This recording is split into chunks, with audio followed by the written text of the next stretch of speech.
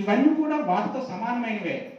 మనం ఈ పోషకాహారాన్ని మన చుట్టూ ఉన్న వాటి నుంచి కూడా చాలా న్యూట్రియంట్ ఆహారం తీసుకోవడానికి ఏ విధంగా మన చుట్టూ ఉన్న ప్రపంచాన్ని సిద్ధం చేస్తామన్నది కూడా చాలా ముఖ్యం. చాలామంది అనుకుంటారు పోషకాహార లోపం అంటే వాళ్ళకి తినడానికి తిండి లేదు. తినడానికి తిండి లేకపోవడం కాదు, ఆ తినేది ఏది ముఖ్యమైనది తెలియాలి. ప్రతిరోజు మనం కేజీ 2 కేజీల రైస్ కంటే దాని ప్లేస్లో కొద్దిగా రాగులు వాడించండి, దాని ప్లేస్లో ఊదలు వాడించండి, దాని ప్లేస్లో అరికలు వండండి. వీటిలో చాలా మైక్రో న్యూట్రియన్స్ ఉన్నాయి.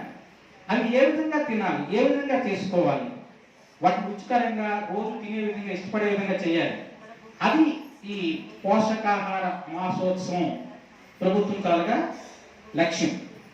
సో ఆ లక్ష్యాన్ని మనం ఇక్కడ ఉన్న సైన్యంతో కూడా తీసుకువెళ్ళాలి. ఇక్కడ కావలసినంత అన్ని మైక్రో న్యూట్రియన్స్ మన దగ్గర దొరుకుతున్న వాటిలోనే ఉన్నాయి. కంద, చామ, తోటకూర, పచ్చల కూర, పాలకూర, ఇక్కడ మొన్న అది వెదురు కొమ్ము ఉందా, ఒకసారి ఇవ్వండి madam. Highly nutrient food madam, వెదురు కొమ్ము కేవలంగా ఈ 2 months లో వస్తుంది. ఇక్కడ వీళ్ళు చాలా అద్భుతంగా వండుతారు, చిన్న ముక్కలు కోసేసి తాలింపు పెట్టేసి. సో ఇది చాలా చాలా మైక్రో న్యూట్రియన్స్ ఉన్నది. ఇది మనకు కావాల్సినంత మెగ్నీషియం దొరుకుతుంది.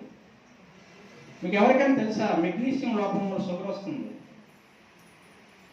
అవును, ఎవరిలో అయితే తక్కువ మెగ్నీషియం ఉంటుందో వాళ్ళకి షుగర్ వచ్చే అవకాశాలు ఎక్కువ. ఇందులో చాలా ఎక్కువ ఉంది మనకి ఇక్కడ.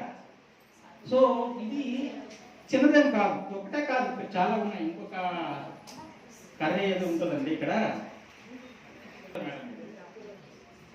వీళ్ళకి బాగా వంట వచ్చు, అది ఎక్కువ తింటారు కూడా. దానిలో మీకు చాలా చాలా పవర్ఫుల్ ఈ ఫ్యాటీ యాసిడ్స్ ఉన్నాయి.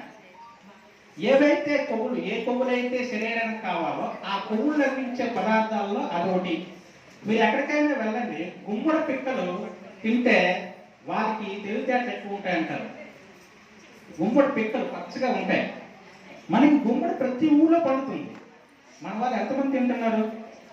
ఇప్పుడు మీరు విశాఖపట్నము, హైదరాబాద్, విజయవాడ వెళ్తే గుమ్మడి పిక్కలు కేవలం 100 గ్రాములు, 10 గ్రాములు, 100 కూడా ఉండదు, 50 గ్రాములు 100 రూపాయలు, 200 అమ్ముతున్నారు. అది వాడు మళ్ళీ పాలిష్ చేసి 200-300 కూడా అమ్ముతున్నాడు. చాలా న్యూట్రియంట్. మనం